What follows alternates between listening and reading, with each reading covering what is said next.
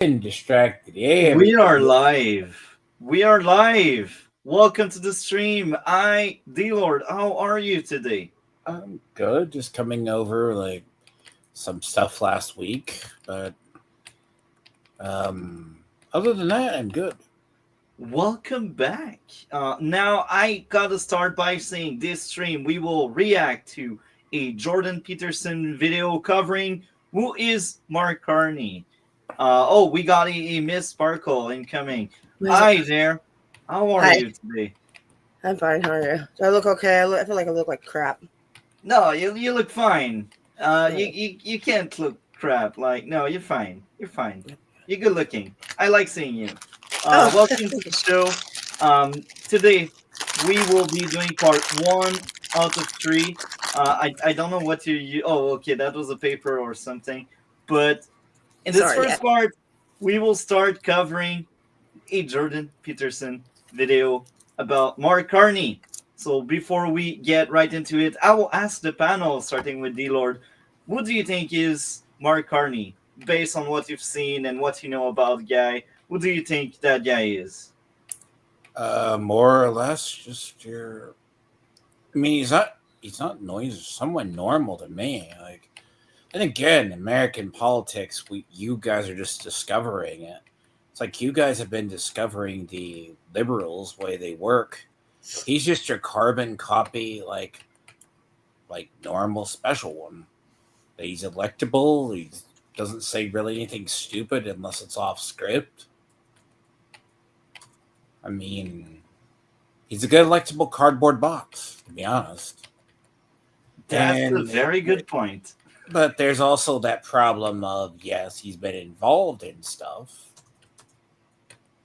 Stop typing. So yeah, basically. Okay, I will ask Miss Sparkle, based on what you know, what do you I know think is? nothing about him. I'm sorry. I know nothing about him.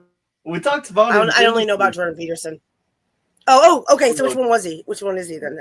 that was the Uh. liberal one that kept lying about Okay. Then everything. yeah, I We have remember seen a rally of the one that him, and the rally. Yeah. So yeah, he's fun.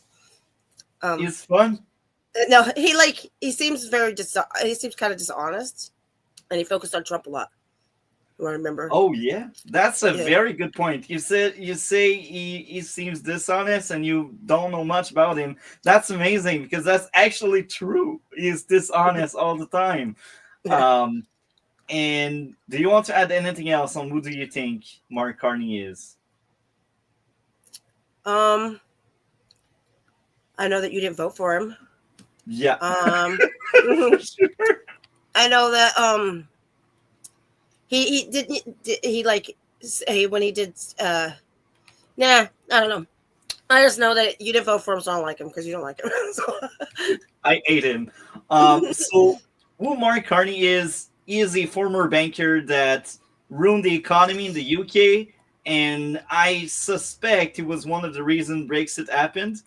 And now he's about to do the same with Canada. That's who Mark Carney is. He will ruin He Canada. wasn't the reason Brexit was on its going to happen anyways What because exactly is Brexit? What exactly is that? I've heard of it, UK but I don't know. leaving the EU. Basically, the Okay. EU is an organization over an organization, which is like a continent-sized parliament that basically told people you're going to be taking immigrants or migrants. And the thing is, sure, but you're also going to have to support whatever the policies that they back or they. Like, prime example, Syrian crisis happened. EU is the one saying you need to take in all of these people, the migrants or the Syrian people. Now, Is that when the Germany UK and left?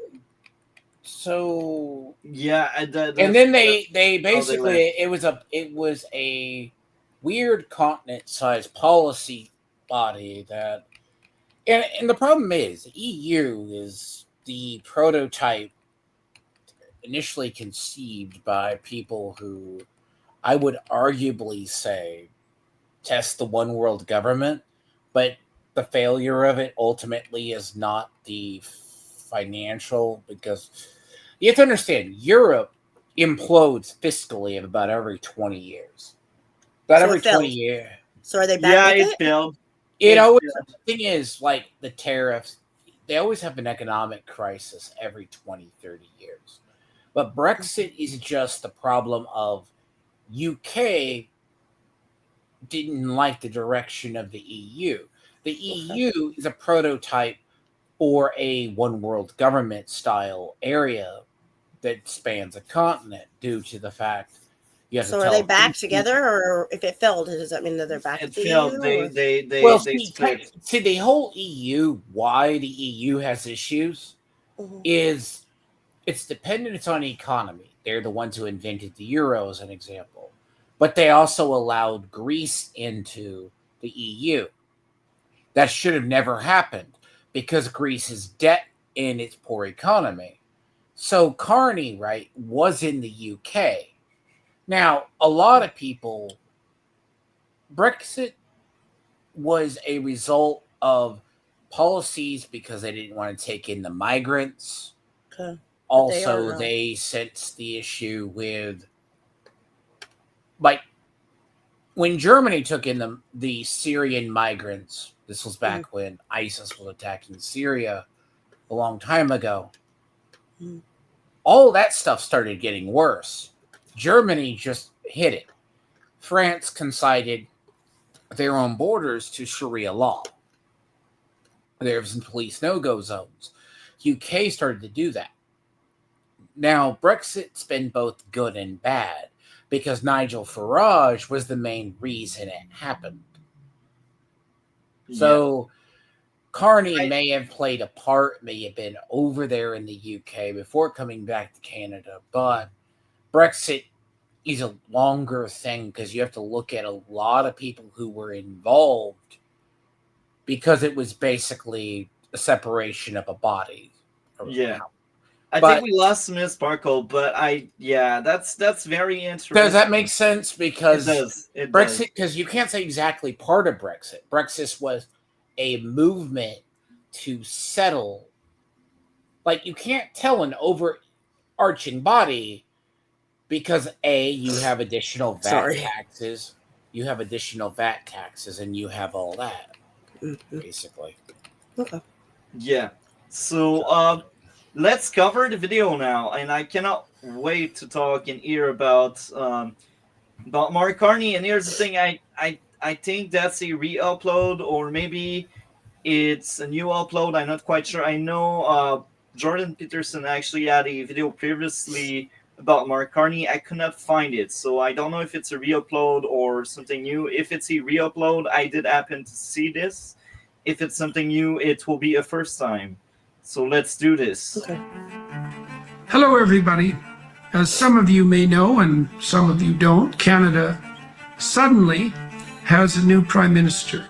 His name is Mark J. Carney, and he's the replacement for Justin Trudeau, running the Liberal Party in Canada. Oh, so he did. That means that we Canadians need to know who Mark Carney. What did you say? Did he win? Did he with the? Yeah, Mark Carney won. That's unfortunate. And that was so because you asked, we will get into it shortly. That's the segment of what happened at the end of the election. It was historic. The numbers of the people that showed up to vote, that's a good thing.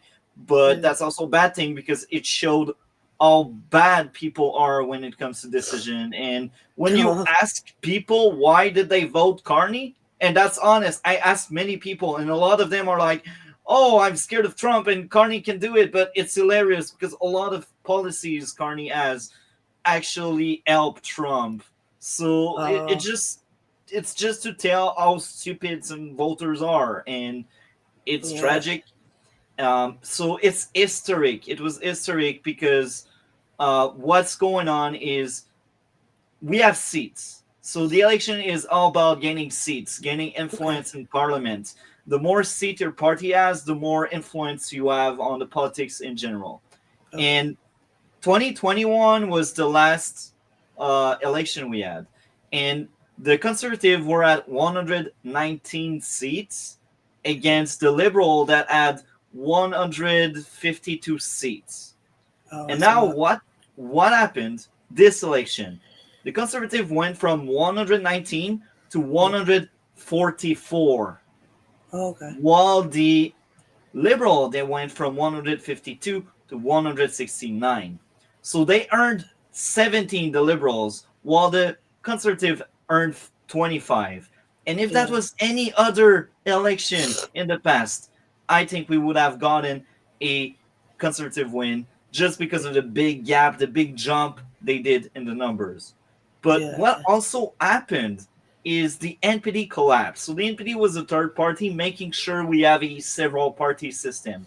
The NPD collapsed so badly, they went from 24 seats to 7. Dang, So that's a lot. most of That these was a lot. lost went to the Liberals. Among these 17 seats they lost, I can bet if you look at it with something that zoom in, you will find there's at least 10 of the 17 seats that went to the Liberals. And the other Yeah. 7 probably went to Bloc Québécois because there's Quebecers that were voting NPD that probably didn't this time around. And the rest goes to the Conservative. So I really feel like if we had the same kind of election we had in previous years, Conservative would have won. We lost because of the collapse of the third party. We lost because also I heard about a lot of things being maybe rigged. So usually when you go to vote, there's a sheet with 4 to 5 people per county. Yeah. And that's like that everywhere. But in Pierre Poilievre County, Pierre Poilievre was the leader of the Conservative. Apparently, instead of having 4 or 5 names, 91 names were on his sheets. And Really? this is the first time in Canada history we have that many names. So I Damn. don't know what happened there. That's weird. And Yeah. of course, mainstream media, they are liberal biased, so they will shut up about it. And you need to That's do crazy. the research yourself to find about that. Um, and the worse than that, Pierre Poilievre was in the same county for 21 years. He won every time they had an election. He won, but this time around, he didn't. No. And that's because 91 freaking name were on the sheet. What can you do when you compete with 91? And I'm sure a lot of them are liberals in that sheet for some reason. Like usually you only have one party leader per county, but here apparently we had 91 parties, which Dang, is yeah. That doesn't make very sense. odd. Yeah. And there were also videos floating around of pre-vote, advanced voting. So some people apparently brought the boxes of advanced vote to their homes. Oh. Very odd and weird. Yeah, that's to count the votes, or what do you mean? Yeah. That's weird. That doesn't make any sense. And they were on camera grabbing these boxes and placing them in the back of their trunk or their cars, and they would leave with it. Yeah, that doesn't In the make meantime, sense. mainstream media is just shut up about that, and he tells, "Oh, it's misinformation, it's bad news." And another weird thing. One of the places to vote went on fire the day of the election. It did? Oh, that's crazy. So it's like, what happened there? Yeah. So There's many a lot weird of things. Tinfoil hat conspiracies. That's crazy. And I also heard about something else that was worrying a lot. Apparently, the Secret Service they found a Chinese operative that apparently was threatening the life of one of the Conservative deputy. What? That That's Chinese insane. operative got arrested, Yeah. but that was weird. That is weird. That's crazy. Yeah. So it's like What you the have all hell? of these things coming up. You're like, what is Yeah. going on there? Yeah, so it was What rigged is from. going It on sounds like there? it was completely rigged. That's crazy. And it's funny because like a few days ago, they also said in a poll, do you think the election was rigged? Yeah, what they say? They say yes. People, depending where they were leaning at. If they were conservative, they were saying yes at 80%. If they were liberals, they were saying no at 70%. Sorry, I thought it was. Oh yeah. So the liberals most likely thought it was not rigged. Well, the Oh, not conservative, rigged. Okay. I missaid it. So it's the reverse. Oh, okay. So the liberals thought it was a fair election at 70%, Yeah. while the conservative thought it was rigged at 80%. Yeah. There's a disconnect somewhere. And yeah. we also gotta say something else. Following the election, Alberta, which is a big province, the richest province in Canada, the one province that brings money to everyone, and they are talking about separating themselves from Canada. This is how bad this is. That's crazy. And that's not like the French Canadian. What's the? That's not the French Canadian. They are like the big province that makes the big buck for Canada. Yeah, because I know that wasn't the French Canadian guy saying that he wanted to be separate or something like that. Yeah. It's been like that for years for Quebec, but Alberta. Okay, Quebec. Yeah, good. Alberta is like that for this election because Alberta, they have so much resources they cannot sell overseas because of the Liberal stupid bill that's not even legal that stops them from selling their resources. So this means they get less money than they should, yet they still need to send lots of money to Ottawa. So Ottawa is just like, you're my slave, you do whatever I'm telling you. So like Alberta was a very blue-ish area. So blue for us is conservative. So they voted conservative because they were done with the Liberals. And because the conservative lost and the Liberals won, they are pissed, they are angry. So the governor of Alberta, she passed the referendum. And people need to sign that referendum. And if it passes, that will be brought to Ottawa and I think England as well, because we still have ties to England, but they're quite small, but still. It's a big process, but Alberta really wants to leave. And I've seen one of the interviews where they were asking the governor what happens if it's declined and it's refused. And the governor said, look, if it happens like that, we will just stop listening to Ottawa and they will hate us. So we will do whatever we want and we will disregard them. So even if the referendum doesn't pass, Alberta is out.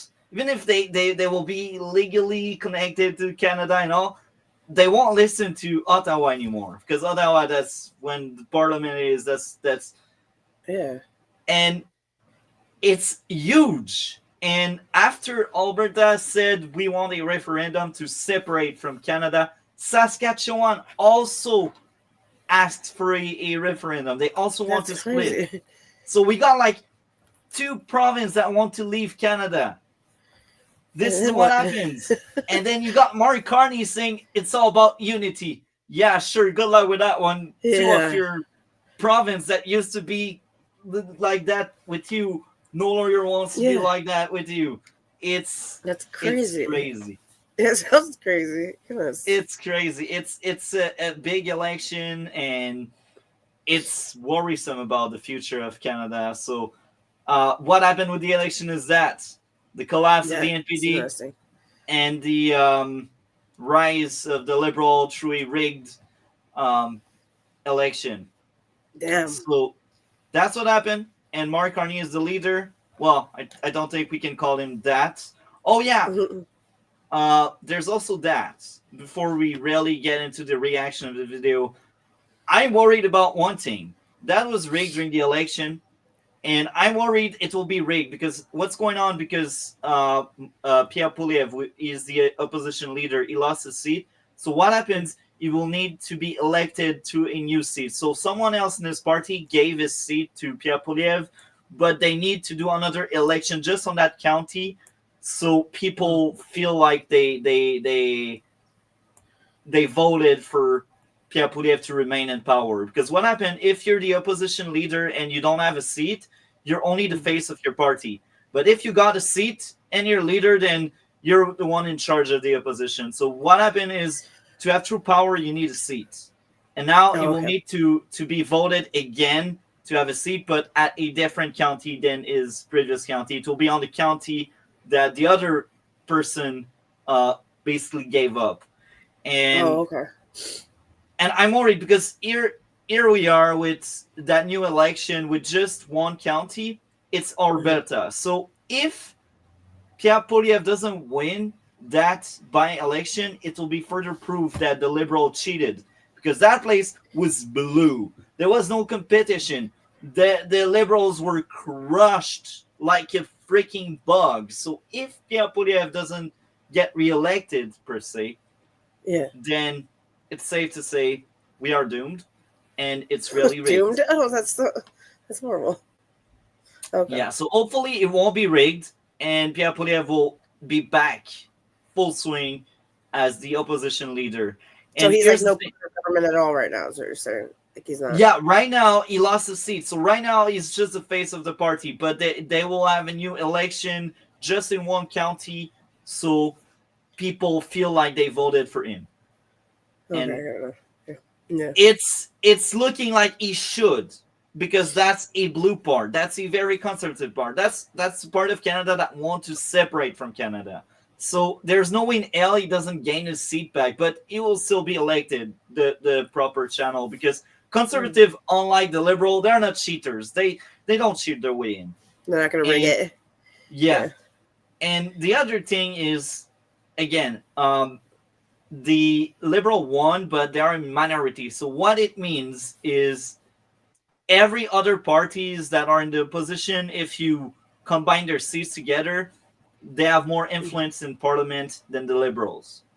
And there are talks that maybe they will do other sketchy thing like flipping some of the seats. They cannot do that legally after the election are over. Like when it's election time, people can change parties if they want, and it's okay, it's legal. But when you just got an election, right now elections are over. You cannot cross the floor to go to another party.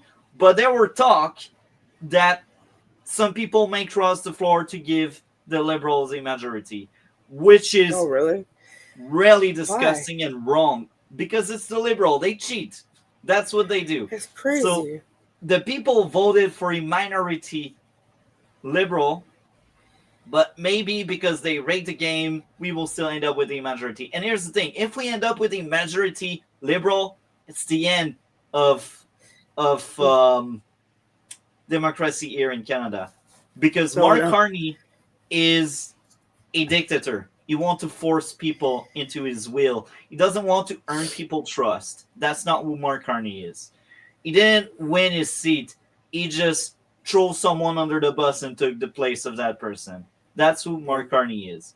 So now that's an in-length talk about the very bad election we just had and the very, very dark future Canada has. So let's react to what Jordan Peterson has to say. Party is, and to the degree that Canada has a role to play internationally that everybody needs to know. So, if you want to know who Canada's new Prime Minister is, and you want to know who Mark J. Carney is, and whether or not you should support him or vote for him if you're Canadian, or what you should think of him if you're part of the international audience, then this is the podcast for you.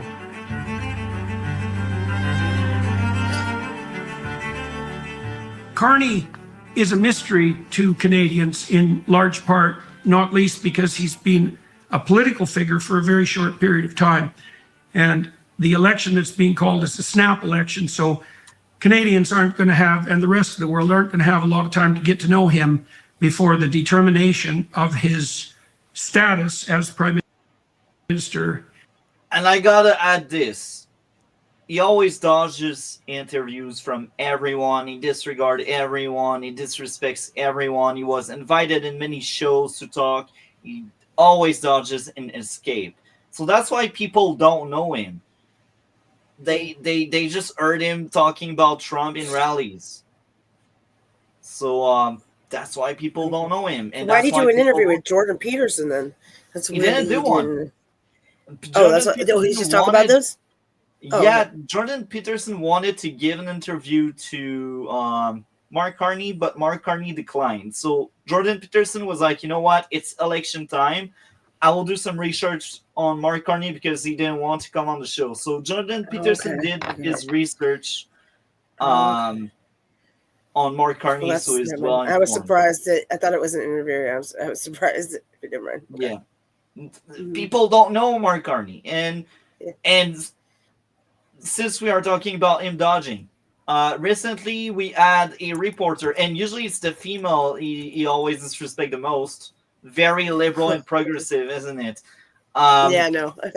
And recently we had a woman that was chasing after him in the street, and he was surrounded by his dogs, as we can call them, and she was asking many really painful questions, and was just liking at her with disdain, just to make sure that was a woman, and then he kept just walking, ignoring her.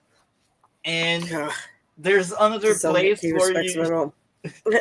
there's another place where there's a woman asking him a question right after a man did, and Mhm. his response was very different. When that was the man, he was trying to acknowledge the guy, but it was still saying like dodgy thing to escape.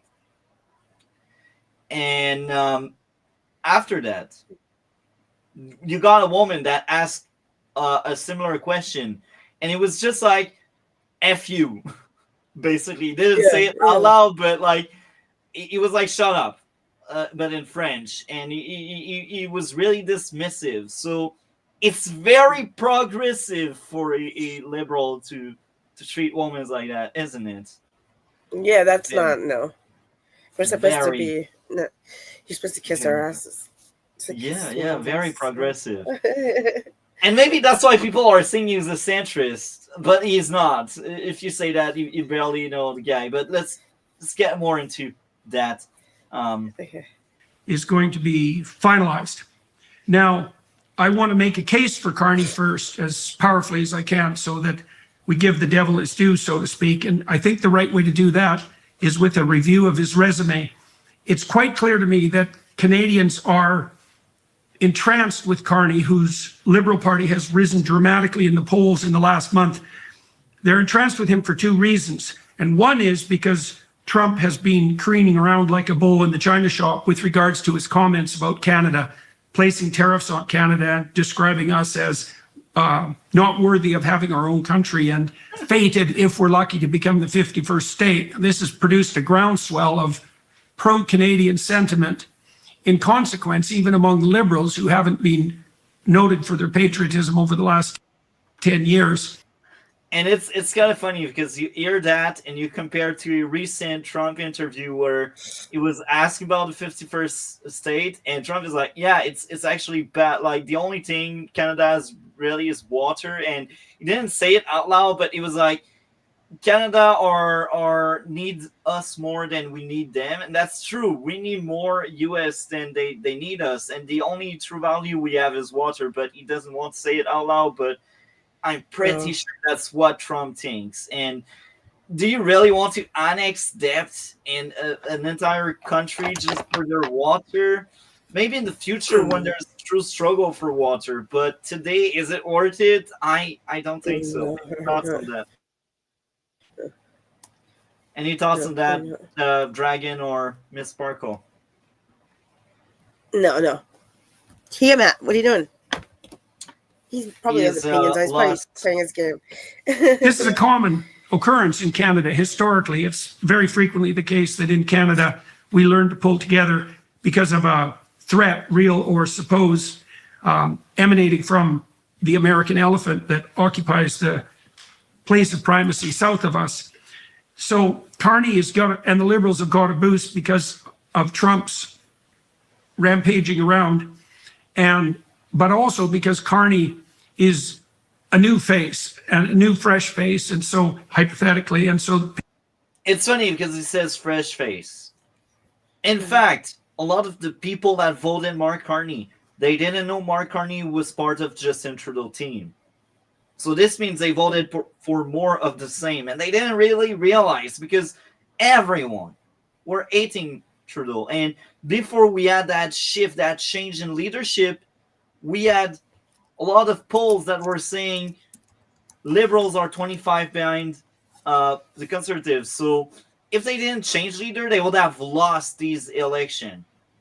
So rocketing Mark Carney in power was a really good move for the liberal, and people are gullible and stupid. They didn't realize they voted for the same crap. Any thoughts on that, Ms. Sparkle? Well, I think more people need to do the research. That's true. Mm-hmm. That's true. But, yeah. Definitively. And I think People who just are- this thing to, and voting for people that just hate freaking Trump is, you know, that's a trend. So yeah. And it's funny. You brought this up. Australia did the same crap. And we had very weird Australia has been drifting left in Yeah, but particular wait, for a very long D-Lord. time. D-Lord. Wait. What happened? The opposition leader also lost her seat in Australia. Just like in Canada. This is so weird. Same So- year. So if you're saying like, okay, so the thing about like, it's not that like in 2020 people didn't think election fraud never happened in the U.S. There was like 60% of voters said it. So there was surveys. Now Democrats saw the same thing, but it's easier to rig your elections over something in like the U.S. Mm-hmm. And like it's a lot easier. Like but the idea of voter fraud, but you also got to realize you're coming off a generation where you think people are conservative, but you still have what is large a indoctrinated either liberal youth or older liberal population that it takes about 15 years to cycle through. In the US, we are divided enough that it's just a question of people. Just because someone calls himself a Republican or a Democrat doesn't mean they are. So Carney, as I said, he was your milquetoast box liberal person versus the other. Yeah. And he's easy to go for. And it's okay, by the way, avoiding interviews, it's not as much cowardly versus the thing of if you can't conduct yourself. Yeah. That was weird. That sounded like a drone. It was a drone. That's why Try I to do that. Yeah, try doing that when I have to parry 15 different attacks. Sorry, it said Roger. So I texted her. Sorry, I was quiet for a bit. I was trying to do a parry challenge, and I have to do it when I'm literally either doing nothing or there is no sound. That's near impossible. But the concept is in liberalism, like you're talking now referendums to leave Canada. The thing is, it's not like there.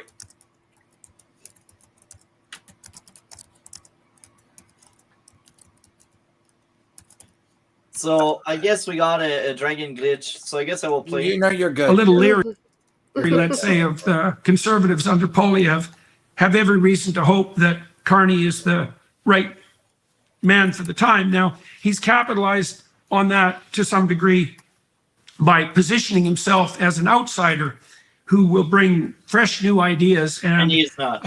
a novel and innovative approach to the Canadian political situation. And we'll take that claim apart a little bit later. Suffice it to say that the combination of his novelty and the knockoff consequences of Trump's comments with regard to Canada have moved the Liberals over the last month from a place where they were essentially facing electoral extinction of a historically unprecedented sort to neck and neck or arguably in the lead of Pierre Poilievre's conservatives. And so why have Canadians turned to Carney apart from Trump? Well, Carney has a remarkable resume.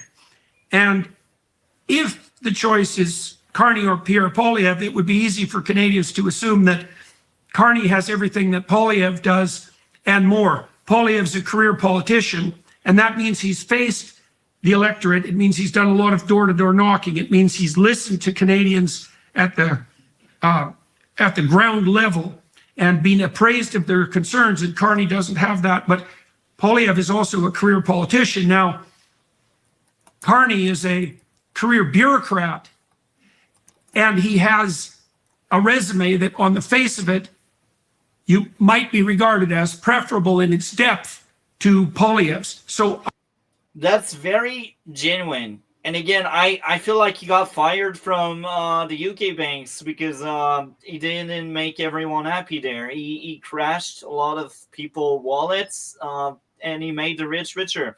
This is who Mark Carney is. A scumbag that hates the small people like you and I. I don't think that's the case. I think you'd have to go look in the UK why he really left. A person who's a low-level person like that, like, they're going to actually, like, you go look up his record over there.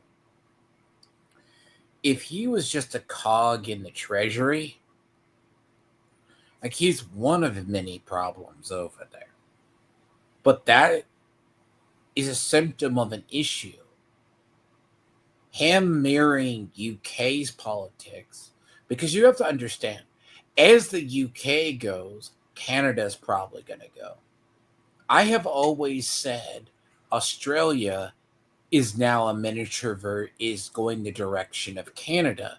It is next in the line for the liberal and progressive wave. May I dare quote unquote a gay being. He's only there for a year at the bank. So the idea, right, is if he was Treasury Secretary, he's more or less just there. Like, the idea is, let's say he does have a record. I heard he was the person under Trudeau in our stuff, and we're not in Canada. We're not in Canada.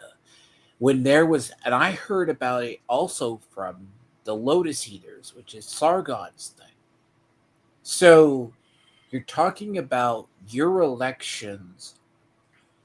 It's like I've said to you before. You have far left to vote for. What flavor of leftism did you have to vote for? What appears moderate? Because in the U.S., it's not that the fear of TDS. TDS is something I think should be studied. The man literally he doesn't have to do a damn thing. He can breathe wrong. People believe he's going to do something. Most people believe he's the next coming of Hitler or Mussolini or Stalin. But, like, you have all these people that inspired such madness, they basically are chasing absolute shadows. And the jokes about Greenland being annexed, Canada being annexed, that was mostly bravado. Which, it wasn't going to happen. It's kind of like, as I've said, fearmonger people into it. It's called, okay, there's bravado, right? Like, technically, Greenland is mostly blasted wasteland outside of the 5 to 10% we use. Like, it's uninhabitable. Except for a few areas, and it's a security concern due to many reasons. Canada, like, by the way, Democrats would love to have Canada because we are more progressive I was going to say, guys. real fast. I was going to say, it said his, very distracted me. I don't know why. Anyways, it said that his him leaving made a shift in monetary policy directions and made his successor have to face challenges to maintain stability and amidst the ongoing economic turbulence. And they called him a central banker. What does that mean? He was part of the central bank bureaucracy, probably in the UK, He, because he they wants have. he wants like every economy to be the same. So he wants the new world order, basically. That's what No, Mark Carney okay, wants. it's the idea is of global. Okay, it's nationalism versus globalism. Canada has to vote for flavors of liberalism. Even when you look at someone like Mudahar is an Indian Canadian and lived there like all of his life. He's not in America, isn't he? I thought he No, was. he's a Canadian. No, Yeah, he's a American now. Canadian. He's in America now. I mean, he's married to American now, lady. I thought now, isn't he? No, he's He married. lives here Yes, now. he is married to a white woman. Yes, he Yeah, doesn't yeah. I talk was much just about saying, his doesn't he live wife. in America? Yeah, I know his wife's a whore. No, Oh, okay. He is. Just do you saying. know who Mudahar is? Yeah, Yes, I know. He's a great Yes, I content know, and creator. he's married to a. He's a cuck for a whore. Funny. I want to familiarize you with his You're resume, lying. No, and then I want to walk you not through what lying. it It's the truth. signifies, Look her up. because we should assess not only what he's done and what he looks like on paper, but what that actually means practically and conceptually speaking, and with regards to its impact on Canada and the broader world. So we're going to start by walking through his resume. So currently, as we already pointed out, he's Prime Minister of Canada, and that's been the case since March 14th. Now, here's a couple of things to understand about that. The reason is Justin Trudeau got kicked out of the party. That's why he says that. But the true election ended on the 28th of April, and that's what's going on. The first is that he's Prime Minister and he holds no seat in the House of Commons, which means he hasn't faced any electorate. He does not have a mandate from the Canadian people. And about 130,000 Liberals voted for him. So he's basically become Prime Minister with no test of the validity of his personality or his political stance being presented to Canada by a tiny proportion of the Canadian population. It's about half of 1% of the Canadian electorate. And so that means it's actually incumbent on him to do exactly what he's doing, which is to call an election, but also not to be parading around the world, let's say, especially in places like Europe, acting as if he is Prime Minister with a mandate. Now, he's done a fair bit of that in the last couple of weeks, and we want to keep that in mind. And we also want to keep in mind the fact that the election is very likely to be of incredibly short duration, because there's a reason for that too. Okay, so currently as Prime Minister, that's obvious. It was a short duration because they knew the longer it would be, the worse it would become for the Liberals, because they would see Mark Carney true colors. This is what happened. They rushed it because that was their only chance of winning. Obviously somewhat impressive. He got a bachelor's degree from Harvard in 1988 and developed an interest in economics at that point. Then he went to the University of Oxford. So these are major league educational institutions. And back in the late 80s and the early 90s, they were still highly credible institutions, I would say. So he was at Harvard in 1988. I was teaching there from 92 to 96. My experience at Harvard was stellar. I thought it was an absolutely remarkable institution. So again, I said I would give the devil his due. And to become a bachelor, to get a bachelor's from Harvard is a genuine accomplishment. It certainly indicates that you have a fair bit of raw cognitive power and some real conscientious discipline. And I do agree with what he just said. I think on the surface, Mark Carney is actually very smart, but he's the kind of really evil person that's smart at the same time. He wants to control people. He wants to control the world. That's basically the WEF agenda. So the WEF, World Economic Forums. You know more than me about that, probably, D-Lord. What is the World Economic Forum? D-Lord? No. Yep. World Economic Forum is actually the actual parts So World Economic Forum is part of was largely led by Klaus Schwab. Klaus Schwab is, I forget what company off the top of my head he ran, but he was more, he looks like Sauron, basically. Like he or mixed with, Sorry, okay, you gotta go. Stop. It's fucking. Sorry. So sorry. Lord of the Ring in case. sorry, but he looks like Paul. So the joke is when you look up a Bond villain, that's what Klaus Schwab looks like, mixed with a Star Wars Palpatine style villain. Very easy. Like, and it's what he's looked like for years. He's been mentioned in the same leagues as a George Soros as far as just financing change. But what the World Economic Forum does is give loans to countries in order to basically either have leverage or save them under a guise. They have also been a leading proponent of globalist policies for a decade plus. Now, World Economic Forum, being this, is also the organization that has been opposing China's Belt and Road Initiative. The Chinese Belt and Road Initiative is a guise of globalism, but it is to spread the idea of, or it allows China access to gain the resources and take it back to the homeland. Now, the World Economic Forum has also been used by certain people to leverage so much control as they did in Canada. Because I remember hearing stories in the US and out of it, no matter prior to your snap elections who won, they were going to make sure that the Liberals got largely in power.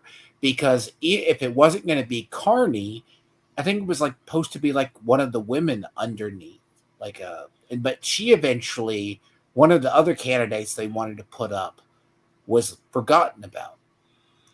So like, there's parts of it where it doesn't surprise me that most of your liberals are backed or have the support of the World Economic Forum. Now, the thing about it is, Carney having ties to it is not shocking. Every person I either heard that was going to replace Trudeau once or twice was she, like even the woman was like tied as leading under one of the candidates underneath were support. This is just something they're just hedging their bets. They knew Trudeau was on a lifeline. That's true. Everyone knew. Because they were 25 points behind. Because here's the thing. It wasn't the fact of who replaces it, because it's very similar. Now, the problem is Trump didn't help his case. Conservative. Sorry. What? So Trump himself is a representative of conservatives. Liberals can easily demonize him, one section or another. That's why I mentioned TDS earlier. TDS is a pure derangement syndrome, which stands for Trump derangement syndrome. Just the very mention of him, far left liberals think he's going to be Hitler. When you ask people, you ask a Republican, we don't think he was ever 100% a conservative. Not just because in the realm on his spectrum is largely, he has social conservative stuff. He ran as a Republican because he needed to get in. You can go back as far as interviews as 98. He said he would run as a Republican if he ever had to run for president. Now, liberals up there during your snap elections put into place the fear of the tariffs and everything else because a large majority of them, like even people, conservatives and everybody, never understood what was the real power. Yeah. Like, but you also have the whole thing of social services and social mandates keep liberal societies afloat, but they also bankrupt the society. And once a social framework has been put into place, you're not repealing it. That's just facts. It happened in the US, it's happened in Canada, it's happened all over. And the thing is, you have World Economic Forum, which promotes globalism, and globalism has been promoting you need a mandated health care. You need this. But Yeah. majority of it is to block China's access, because one of Canada's leading exports is the oil. Because so you can go back and look when Biden became president, they actually killed the Keystone Pipeline. The reason why the U.S. wanted the Keystone Pipeline was so we could get oil from Canada to the U.S. That was going to have to go over land. Now, as soon as that failed, China moved in towards Canada to expand influence to gain access to those resources. That is when the World Economic Forum and a lot of other people stepped in. Yeah. Now, whether or not people acknowledge that, it's largely something to the degree of, to this day, they still want access. Like, it's like, okay, so you're going to take the... And this is one of those things of, I don't know if most Canadians realize this was going on. In the U.S., we did, because us trying to do anything like that is hard, because the Keystone Pipeline would have been pivotal, because for us to get oil from Canada, we have to take it by existing pipelines, which are on the West Coast, or take it by tanker down the coast. So it would have made a pipeline going down the central part of the U.S., but liberals here fear-mongered it because reasons. And as soon as Biden got into power, they were able to kill it on so many measures, economic policy, this and that. And then he went to Oxford, which is another one of the world's premier universities. He got a master's degree in economics in 93 and a doctorate in 95. And then he has an honorary degree from the University of Manitoba, doctorate of laws. So educationally, that's very stellar. Now, with regards to his professional experience, he was governor of the Bank of Canada, and that's a major deal as well. And then, even more impressively, he was governor of the Bank of England from July 1st, 2013 to March 15th, 2020. Now, that's pretty impressive, because...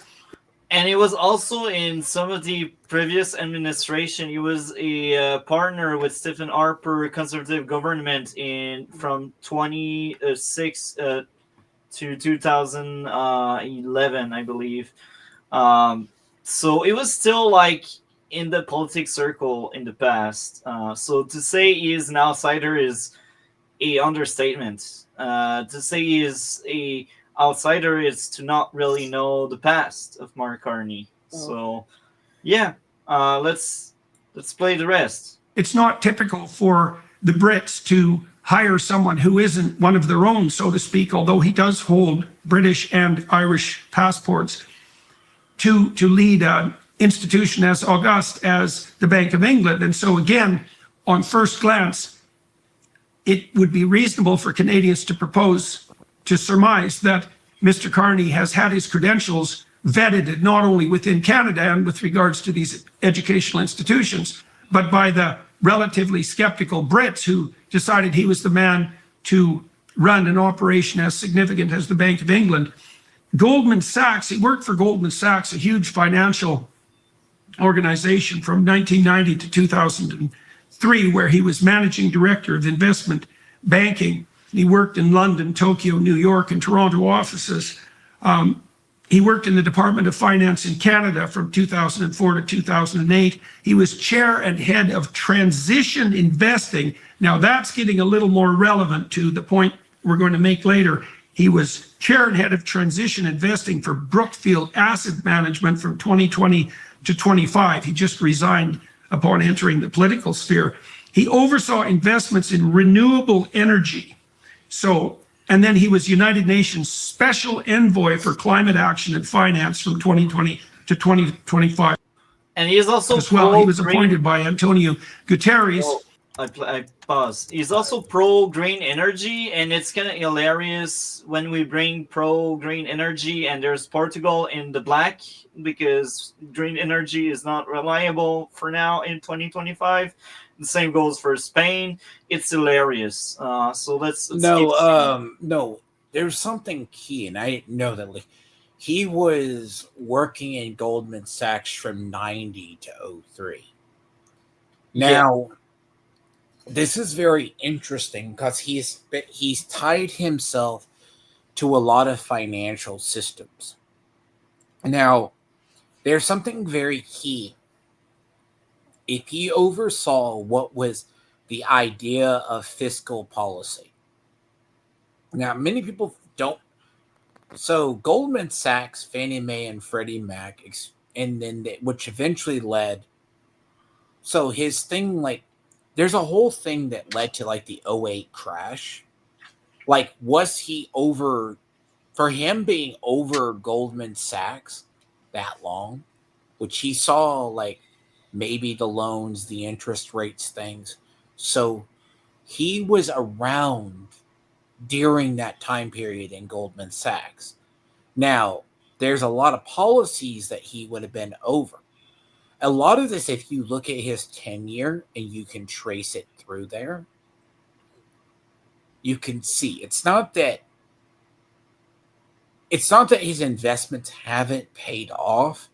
It's some of them have paid dividends or gone bad because of either there's no restrictions or they don't adjust the policy.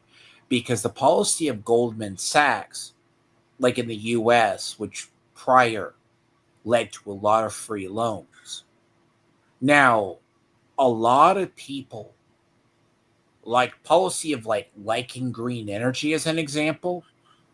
It's a hopeful idea, but it is an idea that has not paid off. That's true. Because even if an energy alternative as an example takes 10 plus years to do. And the problem is, and as I said this years ago, you need solid. So like US, we had a policy, Obama policy, where they said, oh, if you got solar panels on your house, you would get a discount or you would get something. So he's been over a lot of initiatives that are like future hopeful initiatives. He has been in the right places in the liberal areas for a while. He probably has overseen a lot of lending.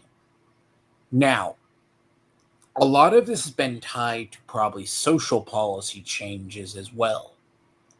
Now, you would have to go look up under all of these periods to see if any key changes was done. Just because someone says they're for green energy, because the hopeful idea of green energy is you go, oh, you can't have an alternative energy without it, so it takes investment. But what turned out is it turned out to be a borderline boondoggle, right? Actual green energy, let's say you're in Canada, right? You have a lot of water. Yeah. Hydropower. That's actually good, but that's not that reliable, unfortunately. It's not reliable everywhere. It's kind of like wind farms they try to say are good, but it's only going to work in others.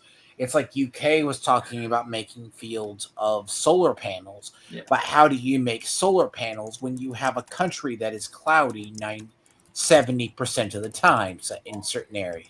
And not only that, but we also got longer winter, and it's freezing. There's no sun during the winter. And now I will address that comment. The best green energy is the fallout, aka base kind. Those who don't know fallout, it's nuclear energy. It's the atomic, the power plant, and that kind of stuff. And So that's actually true. nuclear is like there is supposedly. All right, this is just some of this is theoretical. They've talked Yeah, about it's nuclear. Yeah, not sand, right? Like it's I forget what it's called. There's a form of fusion.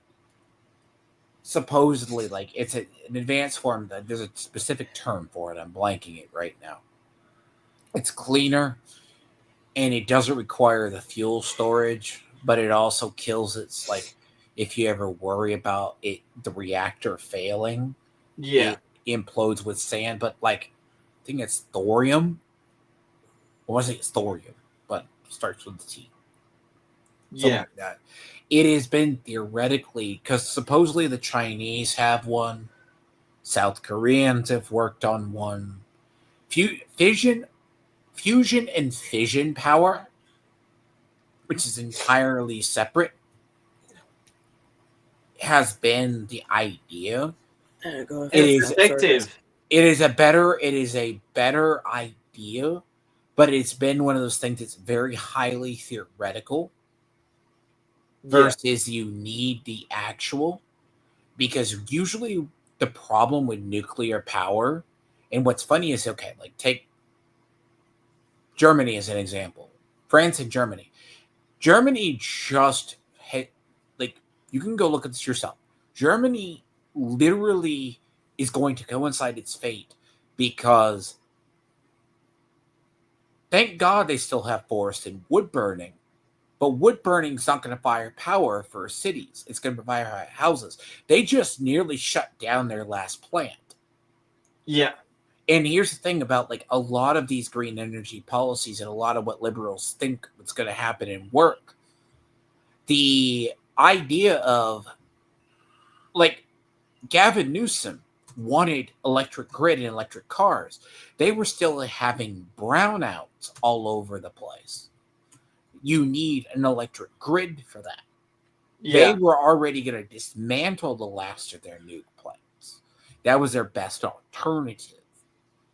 Now, all in all, it is an idea. Fission or fusion is the future, but no one has really invested in it. That's true. Because And the idea is we have small scale chambers. Now, you don't hear this because a lot of it they'll go always who killed electric cars. Because as I said, Germany at one point, parts of it, they literally had to reopen coal mining in sections. That didn't work. They shut down their one of their last, as I said, nuclear plants. That's where Greta Thunberg is from, the one that looks like an autistic potato. She was protesting over there. You can't have oil. You're going to literally be going back to burning wood. Good luck. I'm not kidding. There is a policy of, and I don't know if, because there's a whole thing on green energy that is potential, but you have to make it for an area. But like a lot of what I'm seeing with Carney is Carney has been tied to a lot of the major innovations that the liberals think they were going to make. Just because he was in the head, being in that long as the governor of the Bank of England, that is key and influential in a lot of decisions. That's not minor. That's part of policy. yeah, Now, the thing about this is, you guys probably don't know what he's really going to do, and he's one of those people. If you look at his track record, he's a hard person to read because you can't sticky anything to him. He probably left due to the worsening economic conditions in the UK. The UK really partially caused by him, by the way. wouldn't surprise me. As I said, Europe is sort of could probably say could confirm implodes about every 20, 30 years. Give it about every period. Someone has to come bail them out because they go through a period where they act like fiscal conservatives. Then they go drinking. Then they go through their drinking period where they go, oh, you need to have social services. Then it leads to a lot of social programs. And then they have a social collapse in areas. And then this cycle goes back and repeats itself. They go back to being fiscally responsible.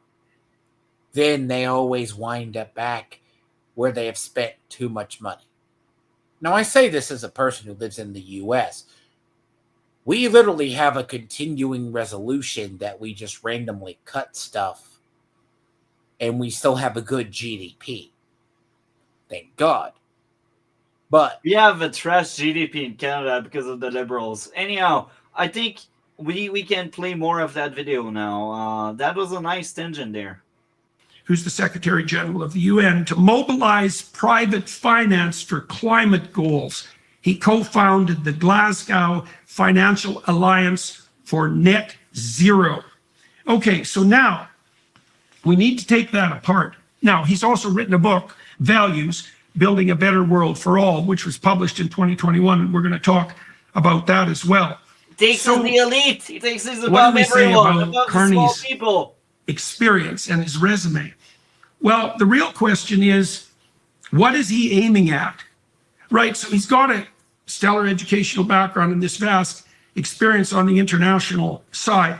But the question is, what has he concluded from that, and what has he done in consequence, and what is he planning to do in the future? Now, I read Carney's book, Values, very, very carefully. And so the reason I want to walk you through that is because that's his carefully thought through statement of principles and aims. And so it's useful to take a person at his word on the written side. And so I think we can derive from Values what Carney's values are, what values he thinks Canadians do and should hold, what we can conclude about what he's already done for Canada and on the international stage, and where things are headed in the future. And so now I'm going to take Carney's Values book apart in two ways. The first thing I want to tell you is what he thinks Canadians' values are. Okay, so he's setting himself up as an arbiter of the Canadian ethos. And to do that in his book, in the first couple of chapters, and then at the end of the book, he tells us all what makes Canada the country that it is. And so we want to delve into that. All right, so Carney's conclusion with regards to Canada's core values are a leftist, utopian, globalist view of the Western tradition. So he believes, for example, that the core Canadian values are fairness and equity, resilience and adaptability, sustainability and responsibility, and community and cooperation. Okay, so the first thing I'd like to do, those are all terms that sound positive and that could, in principle, bring people together on the basis of a vision. Fair. It doesn't feel like Canada at all, but it's Mark Carney. What do you expect? Like, yeah, has been out of Canada for most of his life. Okay. It'd be curious if he knows that is just straight potential progressive values. He knows. Because the issue, if I were Peter, let's see if Peterson says it, because that is what you call the progressive dream. The progressive dream requires, like, the actual end goal. Like, if I ask you if you would know what co-ops are, collective co-ops. Oh, yeah. Community giving to community and that kind of stuff. Like, collective co-ops has been taught. Like, if you ever listen to either what is the ideal idea, because you remember when I said buy his book without reading that book, he's a globalist and he wants a utopia. This is the thing. A lot of liberals like Carney truly believe this. Whether it's just one of those things. Because that is an idea that we have been fighting with in the US for so long. We were first to figure it out. Europe has been down this road for a good 15, 20 years, especially in the EU.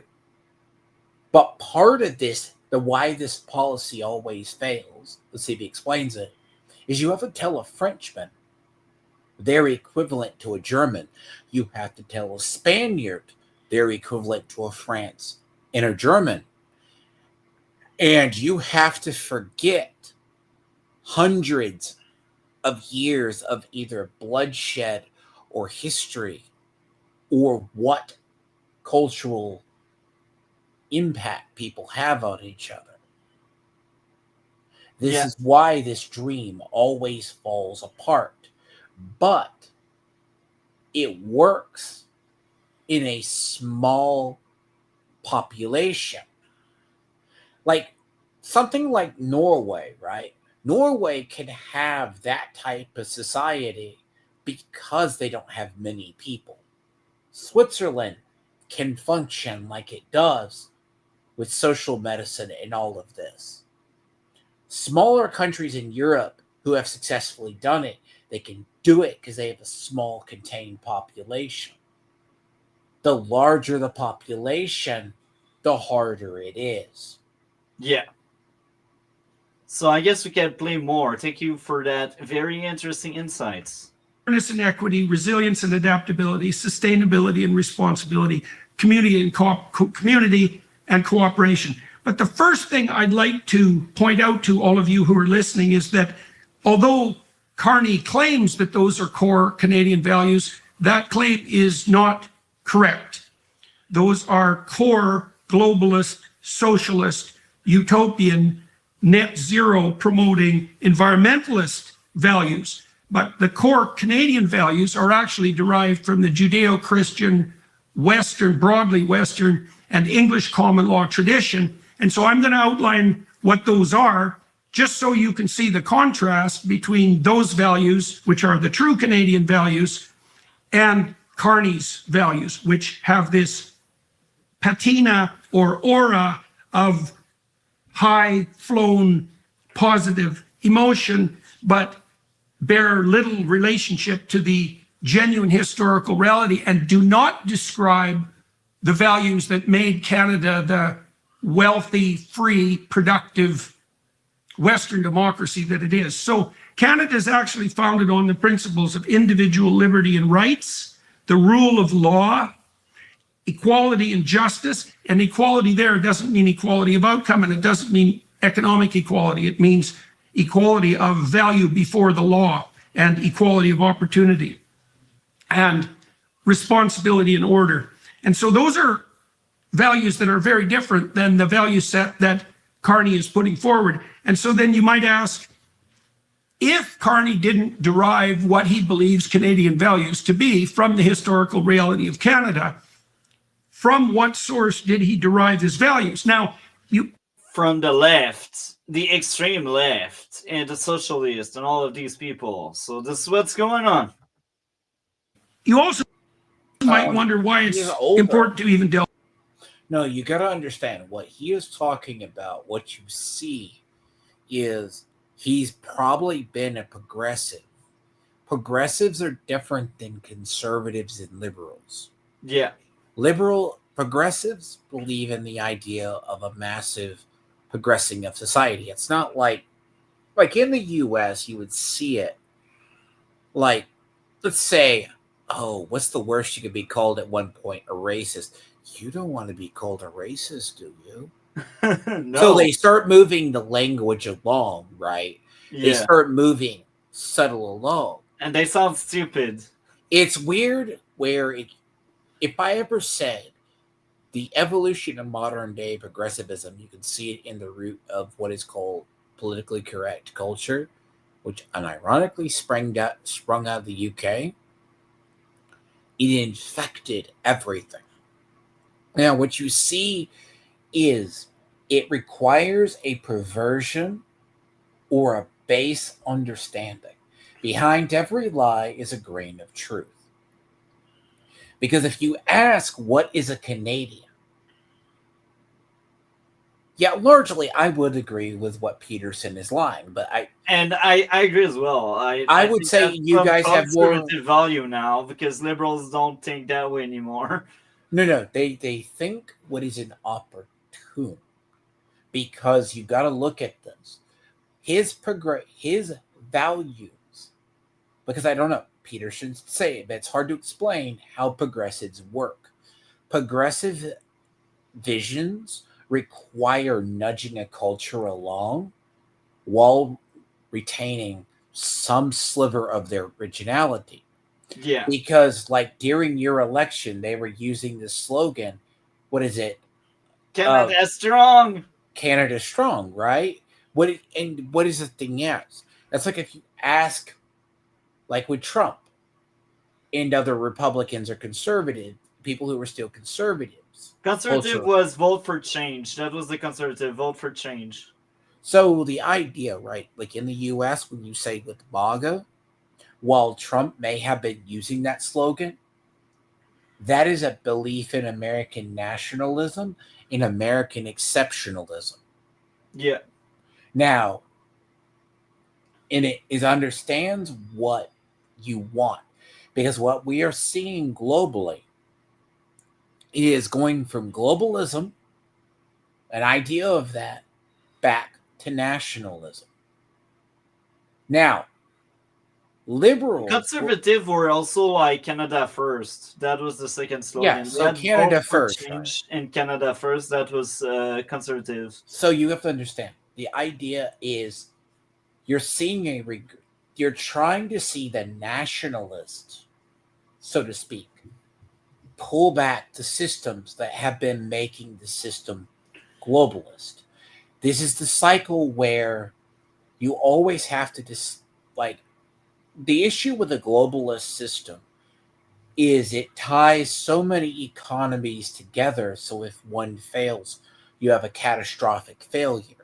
One part of the world manufactures something, or like that type scenario. But it always fails over period because of either something happens culturally. Most progressives are very globalist. Now, the issue itself is he's not a nationalist person, but he also comes from the era of business where globalism was a major thing. You need cooperation.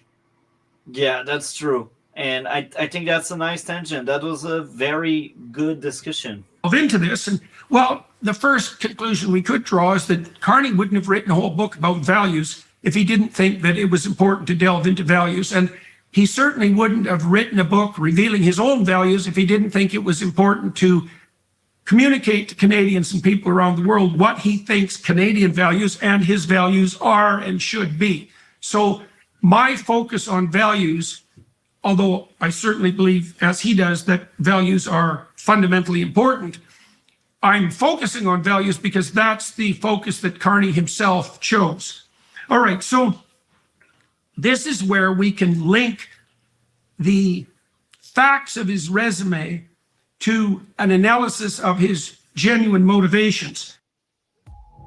Success in... I will skip the ad.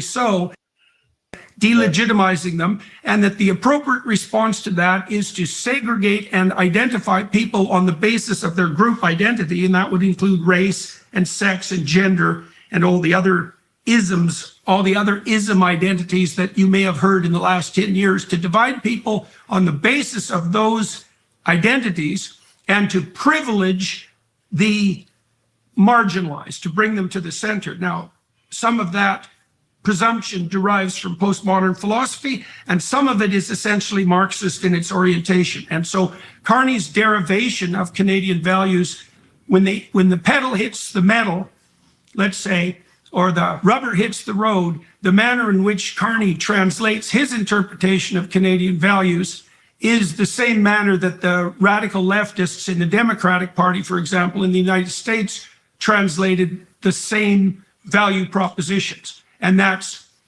to become an advocate for diversity, equity, and inclusivity, and to assume that human beings should be divided on the basis of their race and their sexual identity and their gender, etc., and that our culture is essentially oppressive at its core.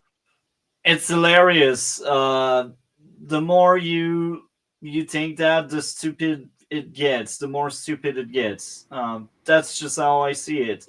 Diversity. Okay, the idea is, okay, so you take a society. Most of us have heard the phrase "diversity is our strength." Yeah. Now, the idea. So DEI is an extension of an idea that comes from critical race theory and goes down a society where there's a whole theory to it. Like, it goes back to, as I said, a lot of this ties back to PC culture, right? You nudge it along. Yeah. The idea is maybe Carney doesn't want this, but he knows that's what the system is. Like, believing.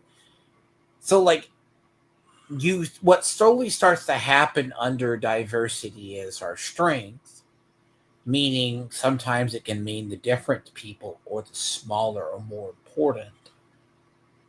But there's also, it slowly over time breaks down, I think it's like the system of meritocracy, or the system in which you don't hire the woman because she's a woman.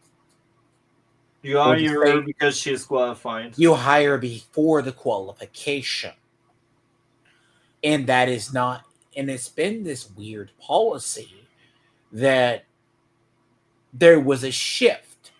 A lot of people, you can see this in Activision Blizzard going back to the early 2000s.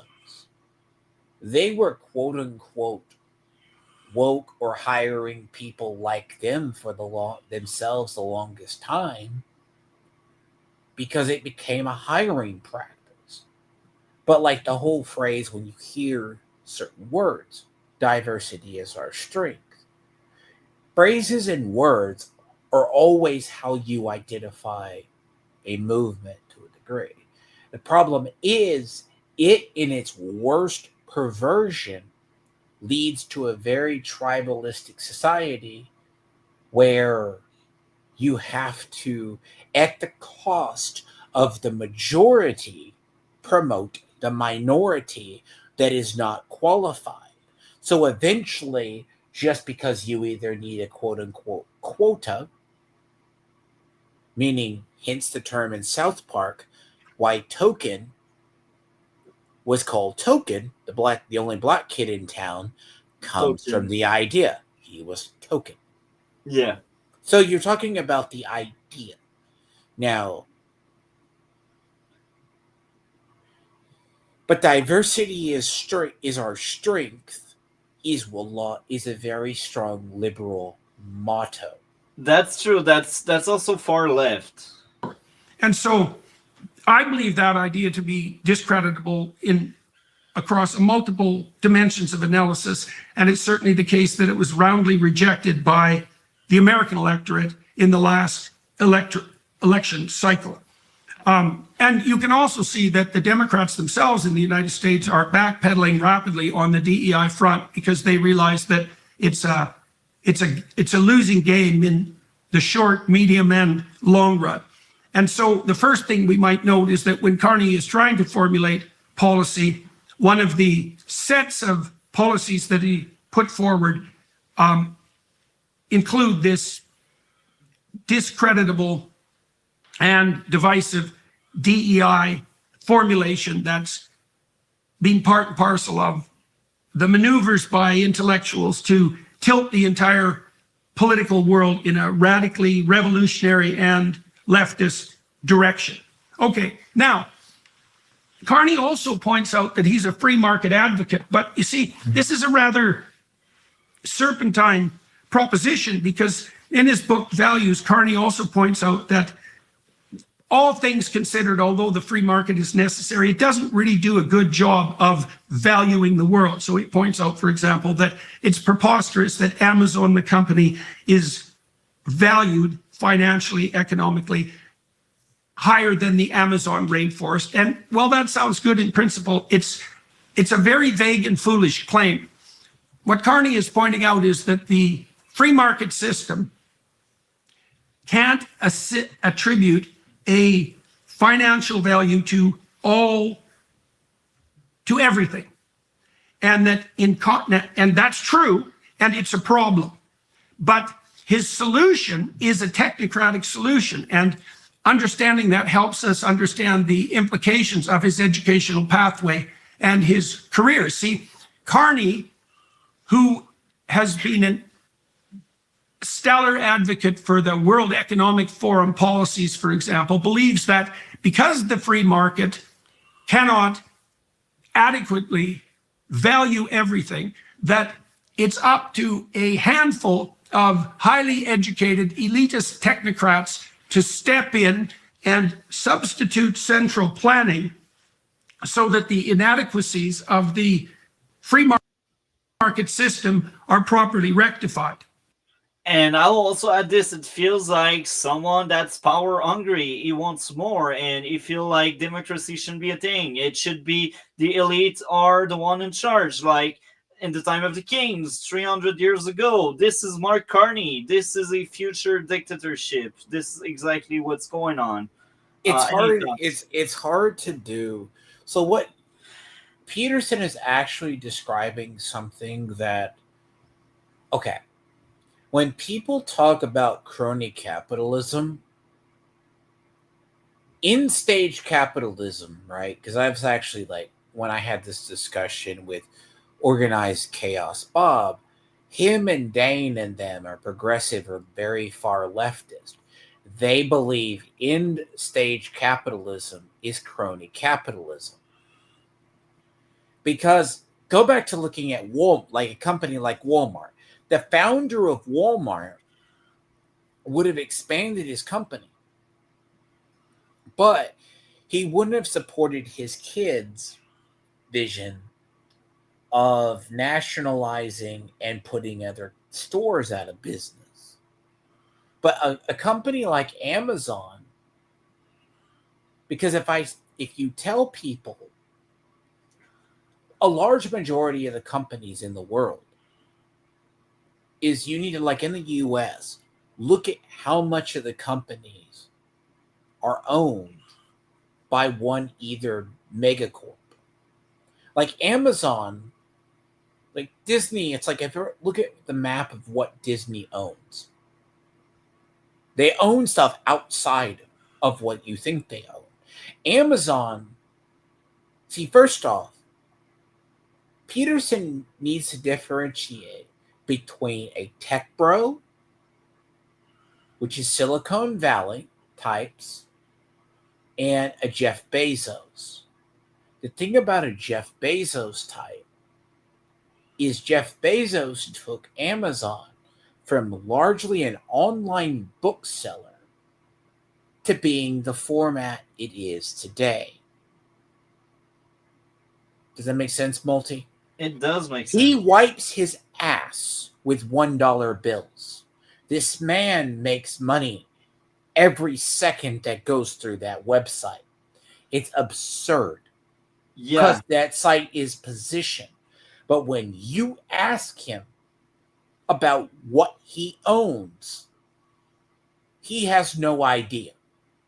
The same goes for Mark Carney. He tries to hide the fact that he's got that money. So here's like this thing. Like, this is a true story about Bezos.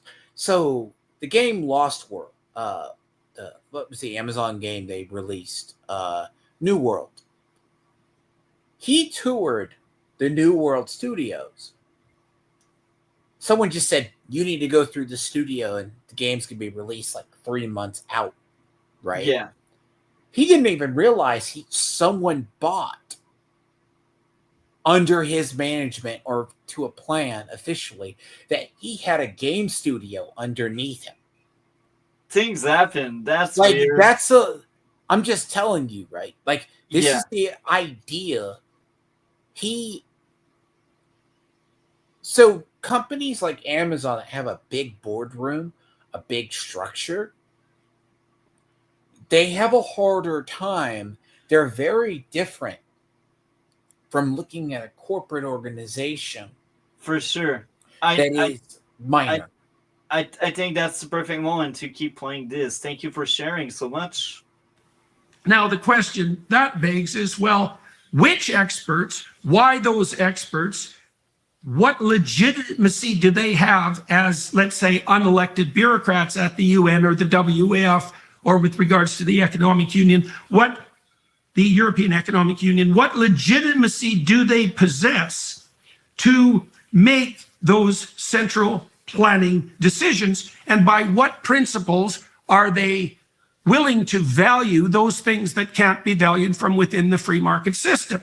Well, we already started to delve into that when we talked about the diversity, equity, and inclusivity provisions in Carney's thinking. But the answer to that, you see, the answer to that points us in the direction of the most fundamental appropriate critique of Carney's thought. So Mark Carney and his globalist compatriots genuinely believe that carbon overproduction constitutes an existential threat to humanity.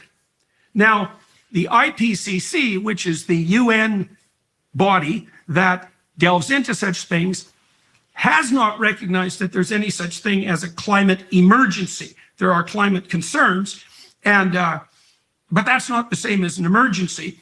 And Carney recently claimed to eliminate the carbon tax from Canadian consumers, but that's a temporary pause, and he's transferred the carbon tax into the industrial domain so that it's hidden from Canadians, and he's going to continue to pursue it. Now, how do I know that? Because the primary idea in Carney's book, Values, is that the climate crisis, which translates into carbon dioxide overproduction, is so dire and existential a threat that every single financial decision that every individual and every institution across the world makes should be focused on the necessity to ameliorate carbon production above all else. And so make no mistake about it, even though Carney has taken steps to back off the carbon tax in Canada because of its radical and it's funny, it seems like he's repealing it. It seems like he erased it, but I heard a lot of stories of people realizing their groceries went up since the Liberals are in power, and it's only a week. So maybe they are hiding that carbon tax underneath these grocery stores fees and whatever. That's disgusting. That's what happens when you have a corrupt banker in charge of Canada. It's not about the banking. That's the issue. If he's a firm believer in the Kyoto. So he's a very firm believer in the philosophy of the Kyoto Accords or the Paris Climate Accords. Yeah. So his climate policy is you need to reduce your carbon footprint, et cetera, and that is a thing of, both of those philosophies have been around for, as I said, the first one was the Kyoto Climate Accord, and then the other one was the Paris Climate Accord. Yeah, there isn't a healthy idea to not destroy the environment, because prime example in Canada, it's already a wreck. So it's kind of pointless. I hate this shit. So here's the thing, like, when he wants to, it's not like he's a proponent and a believer in that idea. Yeah. But people don't realize that it's kind of a strange thing in an effect. You need to find a way to convert clean energy or cut down emissions. But where that never works is if you ask them about the leading producers of carbon. That is Yeah. China and India in developing nations. So they don't have the alternatives. They don't have And if we send them our energies, they will rely less on the pollution and all. So that's under No, China very good literally arguments. No, China literally builds a coal power plant a month.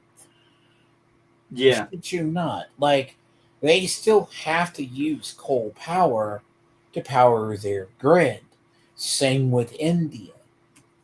So the idea of the Green Climate Accords is that, and there was a reason the U.S. and Trump wanted to pull out of the Paris Climate Accords, because it actually puts a lot of restrictions on our energy, where it makes, like, and it's very weird too, by the way. Like, Europe relies largely on natural gas more than oil. So you have to look at this. And I don't know how in Canada would you guys heat majority on, natural gas or oil. That is going to be affected by policies, because that's, and especially if you have a really bitter cold winter. It's the same, Lucifer. I'm also Canadian, and I ate Carney. So I guess now it's the perfect segue to play more of that. Justified unpopularity. The fundamental axiom of his entire worldview is that human beings are locked in a existential battle with nature itself, and that we're a destructive force, and that we're overproducing carbon dioxide, and By that's the going to way, decimate the planet will outlive that we us have regardless. to do everything This we is the possibly hilarious can part. to ameliorate that threat, no matter what it takes. And so what that means for someone like Carney, who already believes that it's people like him that should be in control because of their superior intelligence and their better grasp of the realities of the future, it also means that he's facing the kind of existential emergency, carbon dioxide overproduction, that justifies any maneuver possible, on the basis that, of course, he has to do that because, after all, he's saving the planet. And so he can do things like tell Canadians that he's dispensing with the carbon tax, which he hasn't done because it's still on the books and it's only a temporary pause. But he's still an avid advocate of net zero policies, and believes, for example, and Canadians should very much listen to this, that 3/4 of the fossil fuel reserves in the world have to be left in the ground. Okay, and so he believes that we should approach net zero by the year 2050, and that it'll. And by the way, like, these fossil fuel are Alberta's strongest asset. So that's why Alberta wants to separate from the rest of Canada. That's because of the Liberals and their madness into green energy bullshit. Require a $2 trillion investment on the part of Canadians in order to make that happen.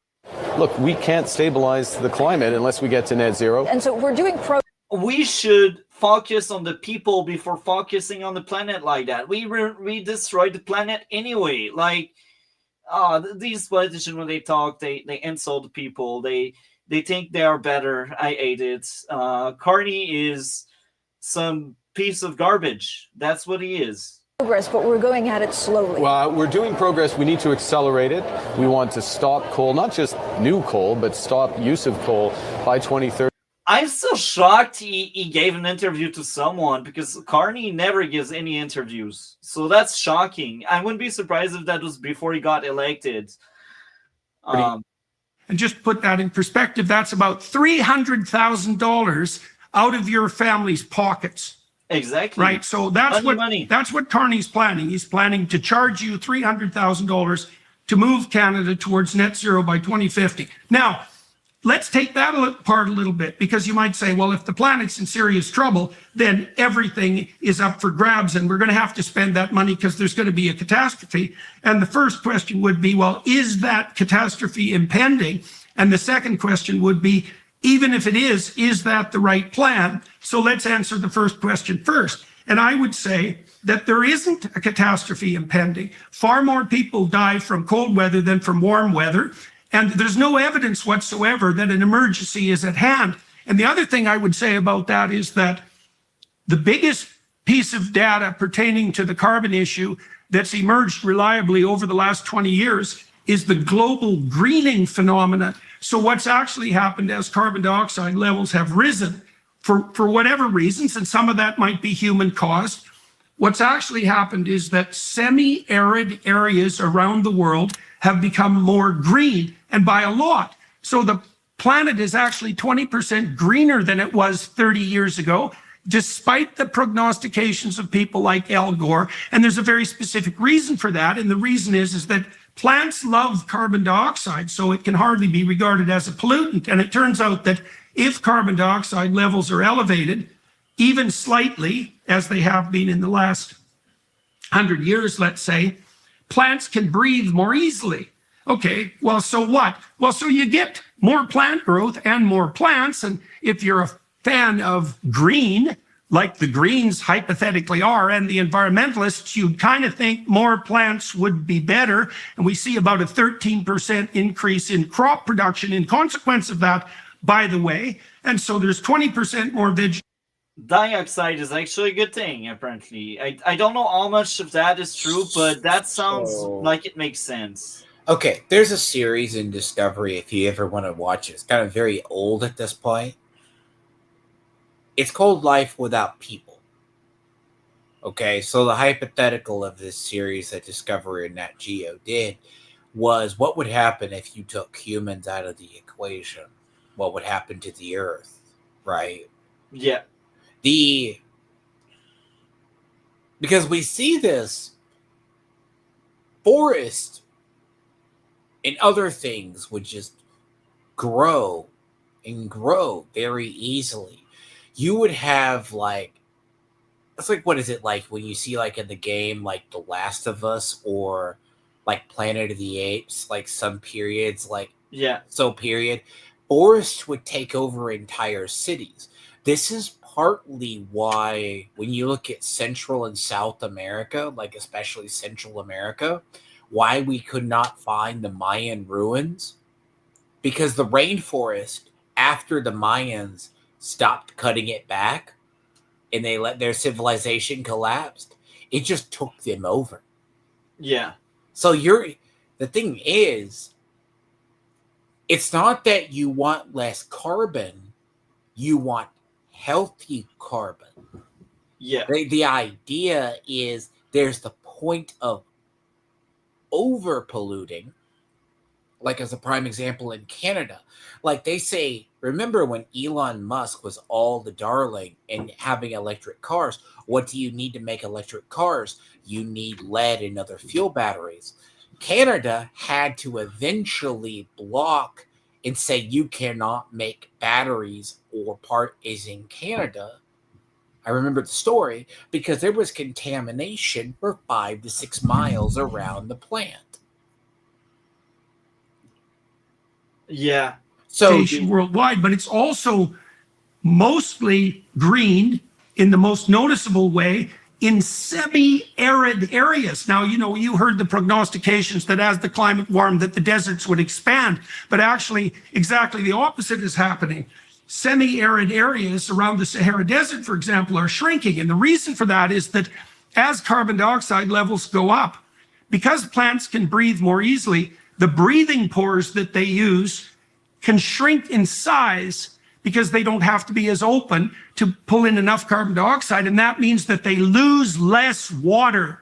And that means that they can grow in drier areas. And so now the reason I'm telling you all that is because there are effects of carbon dioxide increase, and some of them might be troublesome and some of them might be beneficial, but there's no evidence whatsoever that there's an emergency. And I think a very strong case can be made, for example, that we were at historic lows in terms of carbon dioxide proportion in the atmosphere across a 500 million year period, right? So now and 50 years ago, our atmosphere had the lowest concentration of carbon dioxide that's been recorded in 500 million years. So that's a long time frame. We're getting close to the point where plants were actually going to have to struggle to breathe because the carbon dioxide levels were so low. And so now they've increased somewhat and plants are having an easier time and our crops are about 13% more efficient in consequence, and the planet is actually getting greener. And that's the next ad. So we will just move along to See, what he's talking about Yeah. particularly is something interesting because what's weird is we've mastered the ability to grow things year round. Yeah. And the idea is so the concept he's talking like so there is a thing of deforestation because even the Mayans deforested. So in theory, every cycle the Mayans had, they always had a huge period of deforestation or they polluted their environment. This is if you look at ancient societies and you can just go find that nature heals itself slowly but surely. Yeah. Because what a lot of people think about, don't think about, think about or don't think about, is they always think, oh, humans are going to destroy it. So there's this concept, right? The Sahara grows every year. Yeah, and not only that, but the planet will outlive us all. So I laugh at these people that are, oh, it's doomsday because we destroyed the planet. Yes and no. The planet will outlive us. I'm sorry, but we are It not. will. Because look, I remember in 2000 when Al Gore used his famous boiling frog shit, we weren't going to have a world in 15 years. Yeah, and we do, like, what, 30, 40 years later? That's They've been saying hilarious. this every generation.